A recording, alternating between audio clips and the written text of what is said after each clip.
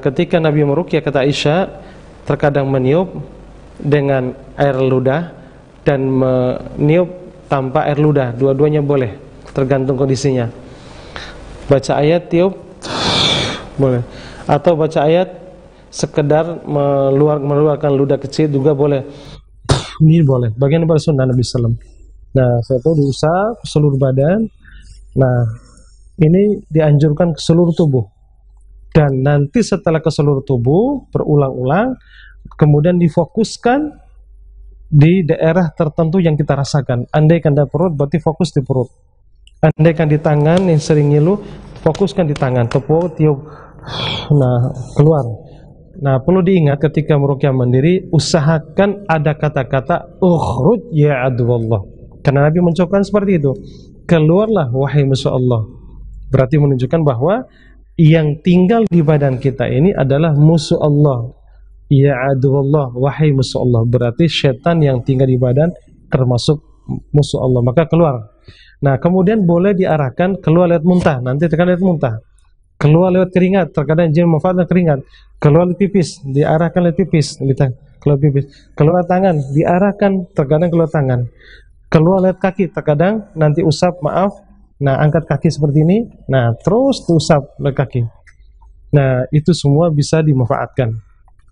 Nah, itu diantaranya. Kemudian selanjutnya yang terakhir yaitu teknik ruqyah mandiri dengan menyentuh di mana tempat sakit. Nabi SAW mengatakan, sentuhlah tempat yang sakit dengan tangan kanan, baca bismillah, bismillah, bismillah 3 kali, a'udzubillah wa qudrati min syarri ma ajidu wa uhadith 7 kali, dibaca tubuh kamu sambil diusap, sambil yakin Allah memberikan kesembuhan. Nah, kemudian selanjutnya teknik ruqyah dengan herbal. Teknik herbal ini tadi saya bilang sangat membantu sekali mempercepat proses kesembuhan. Karena kemarin saya jelaskan bahwa jin itu masuk ke tubuh manusia lewat aliran darah. Itulah yang mengacaukan aliran darah kita sehingga tidak lancar, tidak mengalir. Bagaimana proses mempercepat antara ruqyah dengan herbal? Ruqyah mungkin bisa mempercepat dari luar dan herbal bisa mendorong dari dalam. Sehingga dua teknik ini efektif untuk pengeluarannya. Nah, berdasarkan pengalaman saya, di samping saya mengajak ruqyah mandiri jamaah yang datang ke tempat saya, nah begitu juga kita anjurkan untuk bidara atau teh bidara atau madu atau habatus sauda dan sejenisnya yang terkait di antara propolis dan sejenisnya boleh juga. Intinya herbal itu sangat berpengaruh.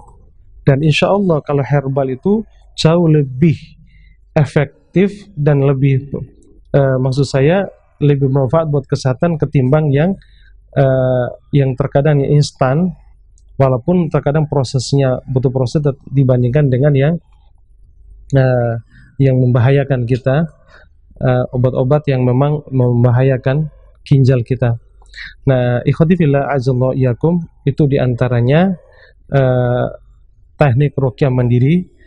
Dan terakhir tadi yaitu teknik dengan ruqyah bidara, yaitu kita buka bidaranya, maksudnya herbalnya, kemudian dibacakan di herbal tersebut, kemudian kita konsumsi, minum, itu efektif dia. Ya, atau setelah ruqyah mandiri baru herbal bisa, atau dipadukan dua-duanya juga boleh. Ini yang seringkali saya praktekkan, ternyata masya Allah sangat bermanfaat buat para pasien-pasien yang seringkali saya tangani. Alhamdulillah, salatu wassalamu ala rasulillah wa ala alihi wa sahbihi wasallam. Jemaah kaum muslimin, para pendengar Wasal TV yang Allah muliakan, pada kesempatan malam hari ini, segmen yang kedua ini, yaitu kita akan melanjutkan ruqyah live, ruqyah mandiri. Maka jemaah kaum muslimin yang tinggal di rumah, yang memang kondisi hari ini kita menghadapi berbagai tantangan, terutama ujian dari Allah Subhanahu wa taala, yaitu Allah mentakdirkan dengan adanya virus corona, apapun penjelasan dari para ahli, intinya virus yang kita hadapi sekarang yaitu virus COVID-19. Kita berharap mudah-mudahan kita dijaga oleh Allah, keluarga kita, dan terutama kaum muslimin pada umumnya, bangsa dan negara kita. Nah, mudah-mudahan segera diangkat Allah SWT wabah ini, baik diri kita dan keluarga semuanya. Perlu diketahui jemaah sekalian, sekalipun kita di studio memberikan arahan secara live ruqyah mandiri, dan ternyata bagi jamaah juga yang di rumah ketika tidak keluar, apalagi ada instruksi dari pemerintah bahwa agar kita tetap diam di rumah, ternyata keterangan dari Nabi SAW hadis yang sahih, di antara judul disampaikan oleh para ulama, yaitu man jalasa fi baitihi fi waqti wuqu'it ta'un falahu ajal syahid wa illam yamut, yaitu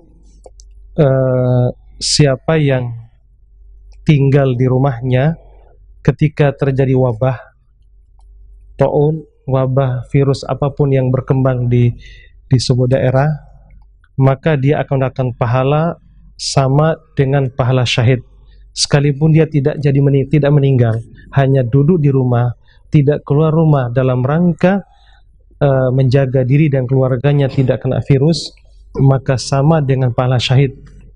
Nah, dalil dari mana disebutkan oleh ulama? Ini disebutkan dalam hadis yang sahih riwayat Imam Bukhari, Imam Nasai, dan juga riwayat Imam Ahmad dalam musnadnya, dan hadis ini insyaallah disahihkan oleh Imam Bukhari dan juga para ulama-ulama hadis. Nah, kita lihat hadisnya sebagai pengantar pada kesempatan ini agar jemaah tidak berkecil hati ketika hanya duduk di rumah dalam rangka instruksi daripada pemerintah, dan juga untuk menjaga diri kita agar tidak kena wabah. Apa kata Nabi SAW ketika ditanya oleh Aisyah radhiyallahu anha? Qalat sa'altu Rasulullah sallallahu alaihi wasallam 'anit ta'ah, bahwa Aisyah radhiyallahu anha bahwasanya dia mengatakan, aku bertanya kepada Nabi sallallahu alaihi wasallam tentang wabah di antaranya taun atau virus apapun di antara ya yang berkembang sekarang adalah corona, yaitu maka Rasulullah SAW mengabarkan kepadaku bahwasanya wabah itu bagian daripada azab Allah Subhanahu wa taala. Kenapa dikatakan azab? Walaupun ini takdir Allah hadir di depan kita. Nah, yang dimaksud dengan azab adalah hukuman bagi orang yang bukan Islam. Namun bagi orang muslim, kata Nabi sallallahu alaihi wasallam, adalah sebagai rahmat. Makanya Allah memberikan wabah itu bagi siapa yang dikehendakinya. Maka tidak semuanya kena, walaupun memang ketika wabah berkembang, siapapun bisa kena, bisa orang kafir, bisa muslim pun bisa kena. Nah, hanya saja siapa yang dikehendaki Allah selamatkan, ada yang mungkin Allah takdirkan meninggal. Sekalipun orang mukmin meninggal, insya Allah syahid. Dan bahkan yang menunggu di rumah pun berpahala syahid. Nah, kita lihat Nabi SAW mengatakan tadi bahwa Allah memberikan rahmat bagi orang beriman yang tinggal di sebagai rahmat bagi orang-orang yang beriman.